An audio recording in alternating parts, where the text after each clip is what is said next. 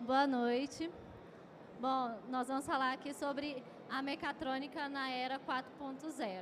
Primeiro, gostaria de falar um pouquinho sobre quem sou eu. Eu me chamo Clarice Barreto, sou engenheira mecatrônica desde 2015 e estou mestranda em engenharia de produção e sistema.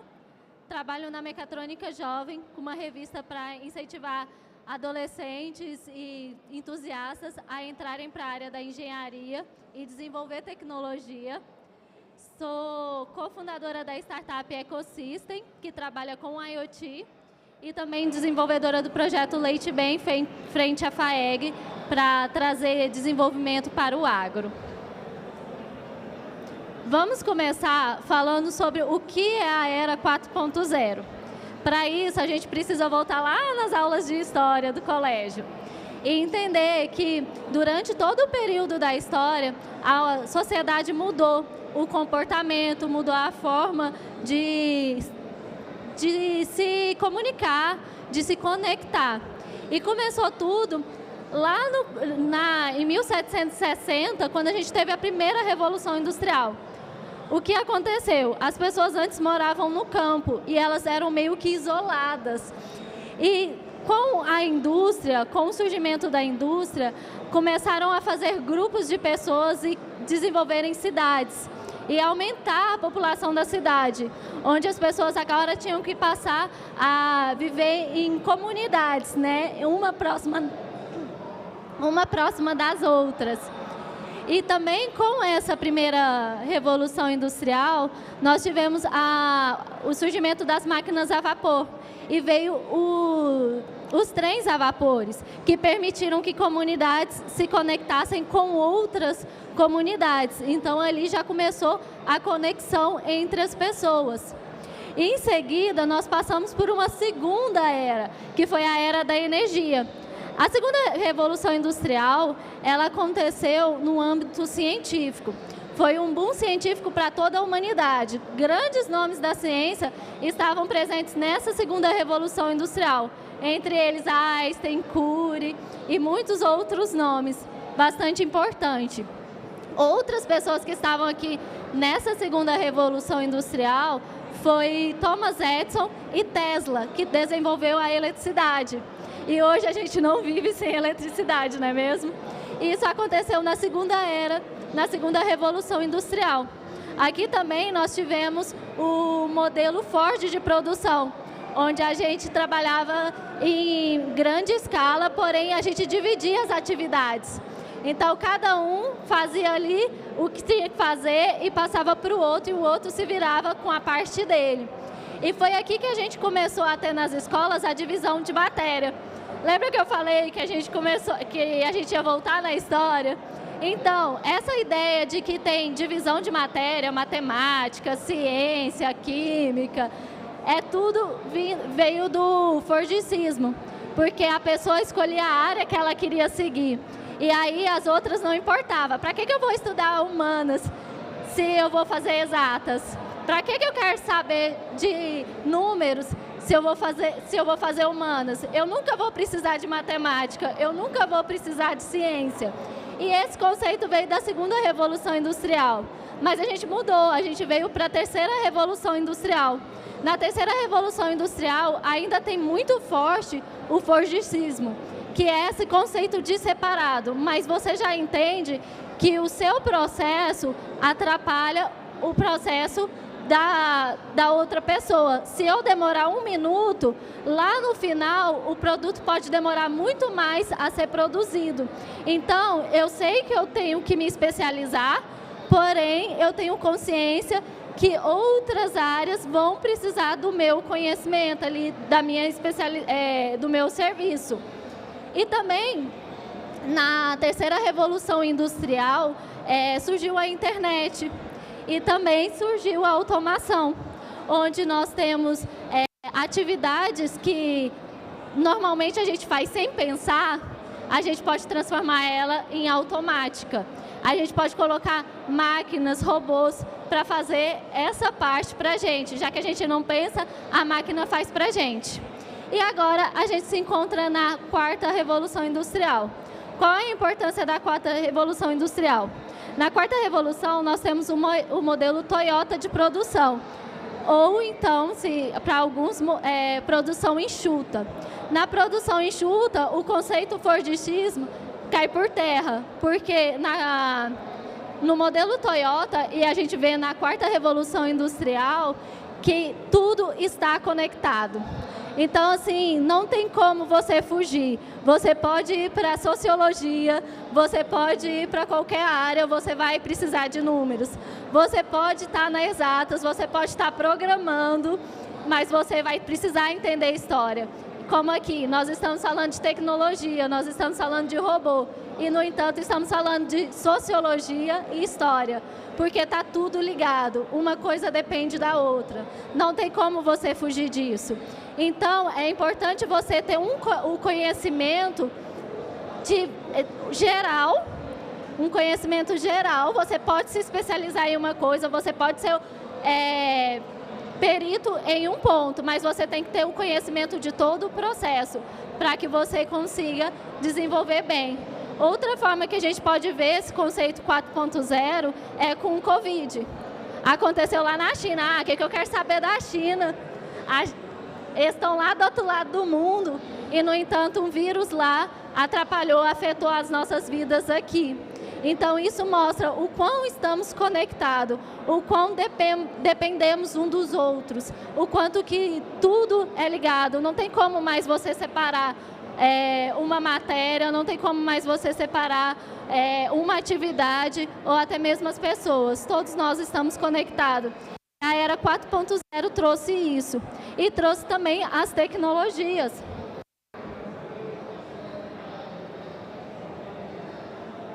Não está indo.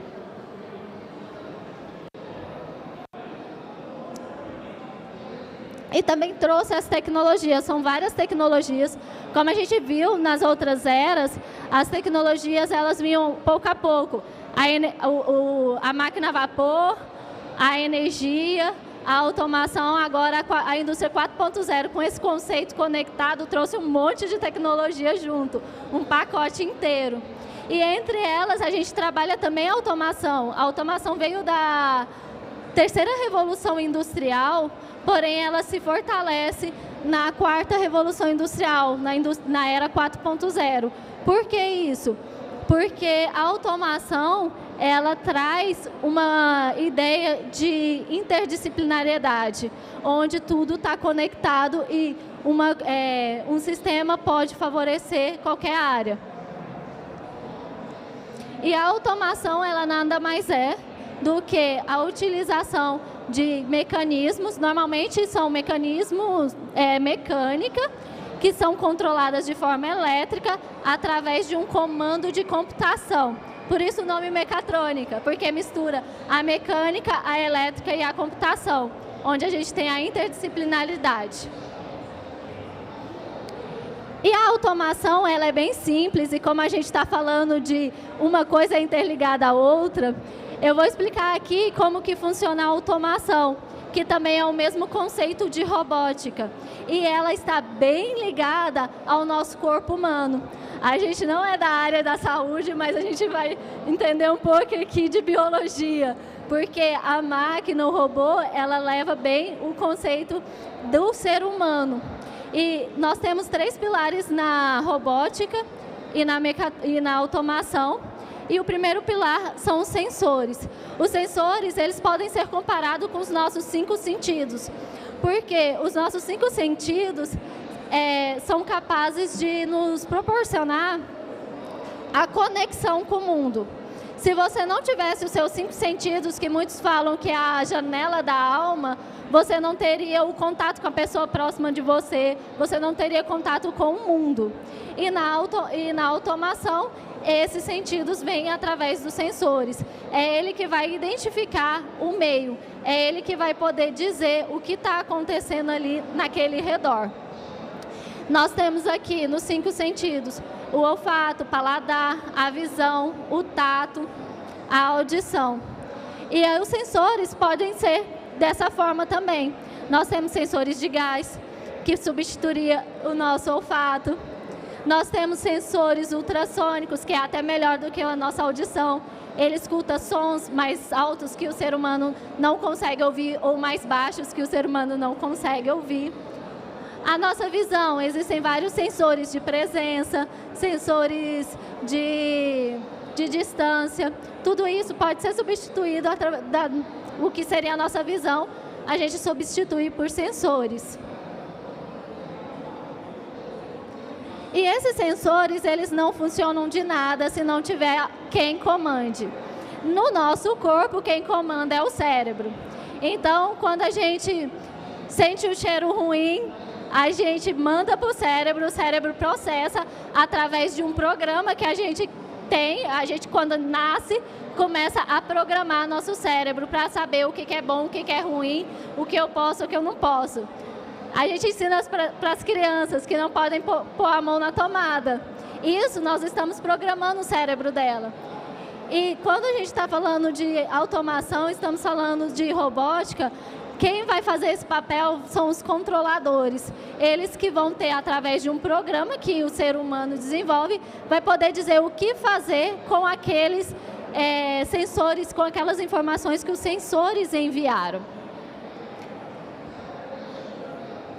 Os microcontroladores, eles hoje têm, né, microcontroladores, mas também já existiam os CLPs, e bem antigamente eram relés.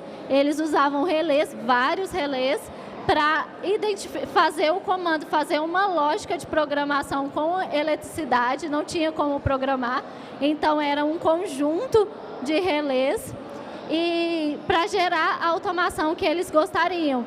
E mesmo com os relés, é como se fosse um cérebro. Os circuitos integrados também é assim, que faz a lógica digital. E em terceiro lugar, nós temos os atuadores, que nós podemos simular como o nosso músculo. E eles vão receber a informação dos microcontroladores, que serão capazes de tomar uma ação mediante aquele sensor, aquela informação que o sensor mandou. Um exemplo é se você colocar na sua plantinha lá um sensor de umidade e quando você programa seu microcontrolador e fala assim, quando o sensor identificar que a terra está seca, eu vou ativar um irrigador para molhar a minha planta. E é assim que funciona, passa pelos 3 processos, sensores, controladores e atuadores. Outro exemplo bastante interessante no nosso corpo é quando a gente coloca a mão em alguma coisa quente. A gente vai encostar em algo que está quente. O sensor identifica a temperatura alta e manda para o cérebro. Aí o cérebro identifica e fala assim, epa, isso é perigoso para mim. E manda o atuador atuar e tirar rapidamente a mão ali daquele ambiente porque ele está quente. E é exatamente assim que funciona também com a robótica e com a automação. Nos atuadores, nós podemos ter 3 tipos. Temos os hidráulicos, os pneumáticos e os elétricos. Os hidráulicos utilizam-se de líquidos, normalmente água, para poder gerar aquele comando de precisão. E muitas vezes o hidráulico ele é utilizado quando tem algo muito pesado. Ele facilita ali para você conseguir mexer algo pesado. E tanto é o carro, a gente tem a direção hidráulica, que deixa o volante bem levinho, né? É justamente por causa desse líquido que permite essa maior facilidade. Temos também os pneumáticos, que trabalham com ar comprimido. E temos os elétricos. Lá, os elétricos são motores e todo o sistema elétrico que a gente pode encontrar. E aqui eu trago para vocês o que tem a mecatrônica em relação à 4ª revolução industrial. Bom, o crescimento da automação tem sido grande, porque quanto mais a máquina fizer o serviço pesado que o ser humano faz, assim, quando o ser humano ele tem uma atividade que ele não precisa pensar, você pode colocar uma máquina para fazer. Daqui a um tempo, até as atividades pensantes, a máquina vai conseguir fazer. Mas hoje, se você vai fazer alguma coisa manual, você joga a máquina para fazer. Aí muita gente fala assim, nossa, então vai roubar o serviço de muita gente. Não, a mecatrônica, ela tem o intuito de permitir que o ser humano seja mais humano, ou seja, atue nas coisas que a máquina não são capazes de atuar, que é a criatividade, que é a sensibilidade. A máquina não tem. Quando você manda a máquina fazer uma coisa, ela faz, ela não vai pensar, ela não vai ponderar, mas o ser humano pondera. E outra coisa que a máquina ainda não é capaz de fazer é criar. Então, a gente quer que o ser humano crie. E muitas vezes as pessoas falam assim, mas e o operador, como é que ele vai fazer?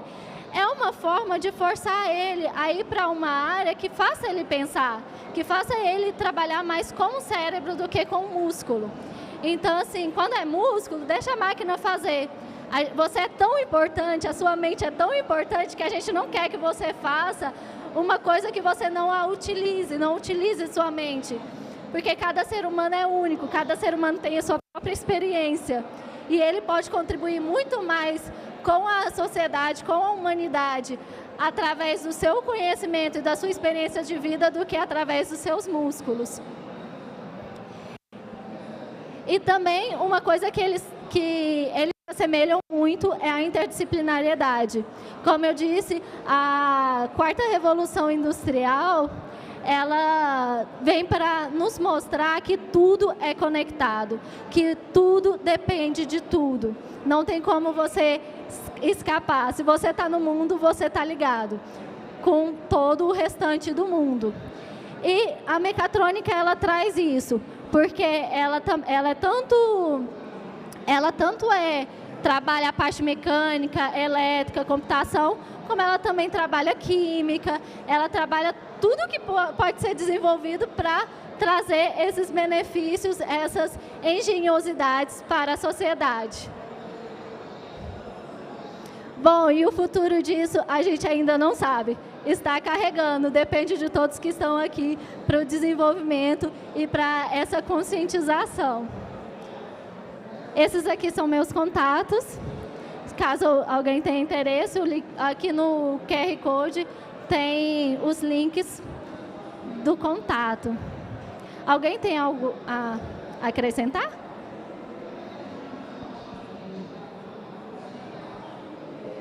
Sim. Ali,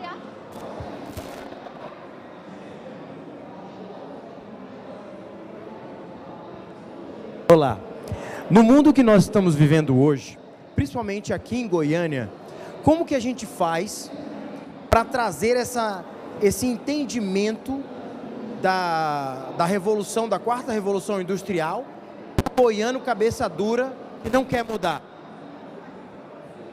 Oi, como é que eu faço para falar? Estou falando, a filha está morta. Como é que eu faço para falar com o dono da empresa que é relutante com essa mudança? Qual a sugestão que a senhora daria? Olha, eu sugeria para você mostrar, aí teria que ver um contexto, né? Mas você pode mostrar para ele o quanto ele está perdendo por não pensar fora da caixa. Você pode até fazer uma planilha mostrando o quanto que ele está perdendo financeiramente, se for indústria, financeiramente, por não seguir essa linha do conceito interligado.